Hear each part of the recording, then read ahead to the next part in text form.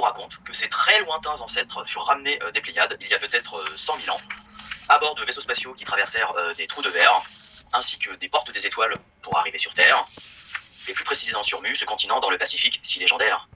En arrivant des Pléiades, les ancêtres d'ours blancs, et donc les ancêtres des Amérindiens, auraient été accompagnés par des Kashyyynas, à savoir des extraterrestres qui les auraient aidés dans leur développement sur Mu pendant des milliers et des milliers d'années. Kashyyynas signifiant initié estimé de haut rang en langue Hopi. Mais c'était sans compter avec la rivalité entretenue avec le royaume d'Atlantis, à droite de la carte, dans l'océan Atlantique.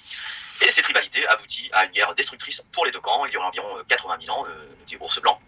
Il nous explique ensuite que, suite à cette guerre, les Kashyyynas aidèrent ses ancêtres pour atteindre l'Amérique du Sud de deux façons différentes. D'abord avec des astronefs, pour que les premiers arrivés puissent fonder la nouvelle colonie, et avec des bateaux, avec notamment un gros contingent qui débarquait en Amérique du Sud. C'est le sens des différentes flèches jaunes que vous voyez sur cette carte. Certains seraient donc arrivés par exemple à Hawaï, une autre partie de Mu qui n'aurait pas été engloutie, et sur cette île, le terme Kashyyyna se serait transformé en Kahuna, un terme toujours en vigueur à Hawaï.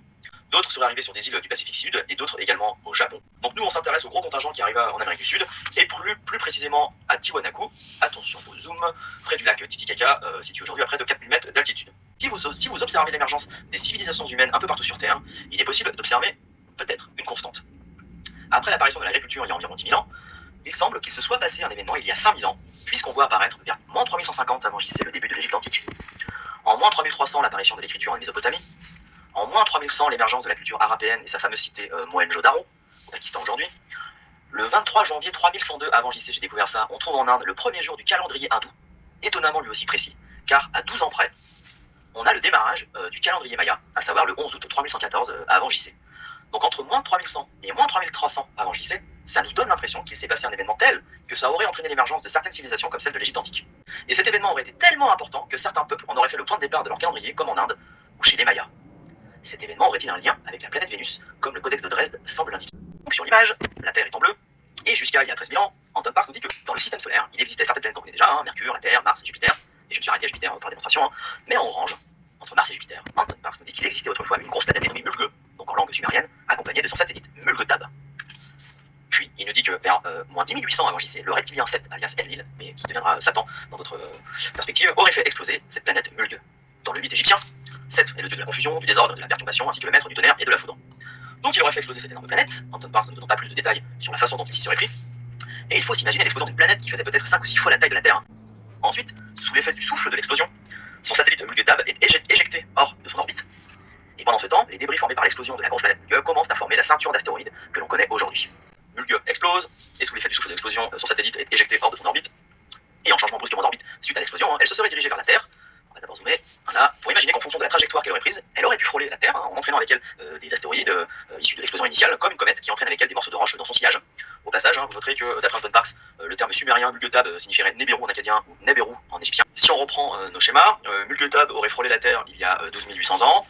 Pendant les 7600 ans qui suivront l'explosion, donc Mulgeu-Tab aurait orbité de manière anarchique autour du Soleil, frôlant à nouveau à de multiples reprises la Terre et provoquant tout un tas de catastrophes sur son passage, avant de stabiliser sa course effrénée et de trouver son orbite actuelle en tant que planète Vénus, dans une période située entre moins 3100 et moins 3300 avant JC. C'est ce qu'il semble s'être passé chez les Mayas, pour lesquels Vénus avait une importance primordiale. Donc pour les Mayas, cette date serait associée au premier jour d'un nouveau cycle, mais il faisait suite à d'autres cycles qui le précédaient, puisque les Mayas précisent que cette date est également pour eux le début du quatrième monde, ce qui est exactement la même chose pour les hindous, qui ont cette date presque similaire aux Mayas, à 12 ans près, une date du 23 janvier 3102 avant JC, qui symbolise pour eux la mort de Krishna, et le début du Kali Yuga, âge durant lequel les hindous croient que la civilisation humaine dégénère et qui est aussi dénommé l'âge noir. Pour la tradition hindoue, le Kali Yuga mettra 432 000 ans pour s'achever, alors que pour les Mayas, ce quatrième monde a mis très exactement pour arriver à son terme 13 Baktoun, soit 1 872 000 jours, comme je vous le montrais tout à l'heure. Et si on ajoute 1 872 000 jours à la date du 11 août 3114 avant JC, on arrive précisément au jour près, au 21 décembre 2012, la fin du quatrième monde.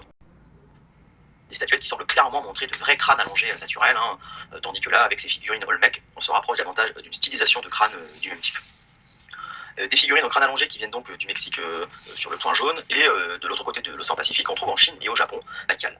Car bizarrement, depuis la découverte de son squelette dans son sarcophage en pierre, qui était lui-même situé au centre de ce temple, appelé le temple des inscriptions à Palenque, la découverte du sarcophage de Baikal en 1952, il mit la main sur un tombeau qui contenait un sarcophage en pierre plutôt balèze, recouvert par une énorme dalle. Assis sur un siège, Lui-même reposant sur cette espèce de moteur, Pakal actionnerait un genre de manette avec ses mains et appuierait sur des pédales avec ses pieds. Dans un habitacle qui serait renforcé à l'avant, en imaginant qu'on soit à bord d'un genre de fusée, ce qui est dessous le fuselage pourrait être pris pour des flammes de décollage, ça va être encore plus crédible en vous mettant de vraies flammes, un peu comme le décollage d'une fusée moderne, et donc si on part du principe qu'il s'agit d'un décollage, on a forcément tous les nuages autour qui vont avec. À moins que, pour la dalle de Pakal, il ne s'agisse de nuages montrant que l'engin est déjà en vol. L'objectif étant, dans notre hypothèse, d'emmener un ennemi ou un démo dans l'espace, tout en étant accompagné par 2 créatures pour nous aider dans notre mission. Et tout ce petit monde aurait donc une destination bien précise, une destination inscrite autour de Pakal et de son engin, ainsi que autour de la dalle. Alors pour les férus de symbolisme, je vous ai agrandi ce qui pourrait être ou des coordonnées stellaires, ou la représentation de systèmes solaires, ou complètement autre chose, avec entouré en bleu les 11 alignements de 3 points. Instinctivement, comme je vous disais, que ces 3 points pourraient faire penser au baudrier d'Orion, je dirais qu'il y a quelque chose en lien avec la constellation du même nom, comme vous le voyez, celui de Pakal, le grand Pakal Ier. Et dans un autre temple à Palenque, sur ce facsimilé, on voit un des fils de Pakal à droite, ainsi qu'un autre personnage à gauche, les deux entourant une forme de croix que l'archéologue associe à l'arbre de la création, et au sommet de cet arbre, on a un genre d'oiseau. A noter que le cinabre sert également à produire le mercure, 3 petits points, j'en parlerai la prochaine fois. Dans les objets de jade qui ont été retrouvés, le plus significatif est incontestablement ce magnifique masque composé de 340 plaques de jade. Alors d'abord, on se repère grâce à cette magnifique photo nocturne de la voûte céleste, et je vais vous montrer les objets les plus brillants, à savoir donc l'étoile Sirius, qui fait partie de la constellation du Grand Chien, les étoiles Bételgeuse et Rigel, qui font partie de la constellation d'Orion, l'étoile Aldébaran, qui fait partie de la constellation du Taureau, et à cette constellation du Taureau, il faut ajouter l'amas des Pléiades, que je ne présente plus. Il ne faut pas oublier le gros objet lumineux à côté d'Aldébaran, à savoir la planète Vénus. Et pour les amateurs de liens en tout genre, je vous montre aussi la constellation du Lièvre, en bas à gauche. On a donc un chien, un lièvre, un taureau, et le grand guerrier Orion, ici au centre, sacré bestiaire. Donc nous, on va se concentrer sur la constellation qui nous intéresse, à savoir Orion, qui, dans la mythologie grecque, était un chasseur légendaire ou un guerrier. Ce qui fait que lorsqu'on voit les liens entre les étoiles tels qu'ils sont communément représentés, ça peut faire effectivement penser à un archer ou un guerrier. Et c'est en raison de cette configuration que l'on va parler d'un baudrier d'Orion ou d'un ceinturon d'Orion, qu'Orion porte à la taille, baudrier symbolisé par 3 étoiles, interprété par les Mayas comme étant le feu cosmique de la création entouré de fumée. Et il se trouve que cette métaphore d'un feu cosmique de création est pertinente puisqu'il s'agit d'un énorme nuage de poussière et de gaz où se forge un grand nombre de nouvelles étoiles. Cette dalle représenterait le voyage de Pakal tombant, donc là en fait il sera en train de tomber, tombant dans le Xibalba, à savoir l'inframonde, accompagné de quelques divinités, à savoir l'espèce d'oiseau qu'il aurait au bout du machin bleu qui lui sort du corps, ainsi que nos amis Hurlu et Berlu. Pakal ne serait donc pas en train de monter, que ce soit vers Orion, je ne sais où, mais pour les spécialistes de la chose, il serait donc en train de tomber vers ce Xibalba, un lieu étrange où le dieu de la mort l'attendrait, un dieu de la mort symbolisé par ce qu'on appelle le moteur, enfin ce que j'appelais le moteur tout à l'heure. Donc là à gauche, je l'ai mis en grand la tête stylisée du dieu, enfin qui serait la tête stylisée du dieu de la mort maya, avec ses 6 dents en bas, donc avec ses formes longiligne et arrondies, où on pourrait effectivement distinguer 4 incisives et 2 canines, et au-dessus une bouche et des yeux bleus, là, ce qu'a mis en bleu Manu. Pour les spécialistes, la position même de Pakal, qui est interprétée par certains comme étant au fœtus, pourrait suggérer un peu plus ce positionnement entre les mondes, entre la vie et la mort, et que lui soit au centre de tout ça. Au-dessus de lui, émergeant de son corps, une forme en croix le relierait au monde supérieur, où vole l'oiseau céleste. Sauf que pour les archéologues, il ne s'agit pas d'une croix et encore moins d'un appareillage technologique, mais d'un arbre, parfois dénommé l'arbre de vie. Il renverrait notamment à la tradition mythologique maya où des jumeaux sont tués dans les mondes souterrains et décapités avant que leur tête ne reprenne vie dans un arbre. Tout à fait charmant. Il pourrait y avoir des liens avec les chroniques du Nirku d'Anton Parks, je dis ça, je dis rien non plus. Cette gigantesque dalle gravée figurerait donc Pakal à la jonction entre un arbre, symbole de vie ou de renaissance, et l'inframonde, le Xibalba, un monde souterrain associé à la mort. Comme ce serait d'ailleurs déjà mis en scène dans un autre temple à Palenque, sur ce facsimilé que je vous ai déjà montré, où on voit un des fils de Pakal à droite, ainsi qu'un autre personnage à gauche entourant cet arbre de vie avec le même oiseau, c'est vrai que c'est au sommet. Cette scène représenterait donc, pour les spécialistes, très certainement une cérémonie dans le cadre d'une offrande à des divinités, et sur la dalle à droite, il faudrait y voir le roi Maya entre les enfers souterrains et le ciel, entre la vie et la mort, accompagné de quelques divinités.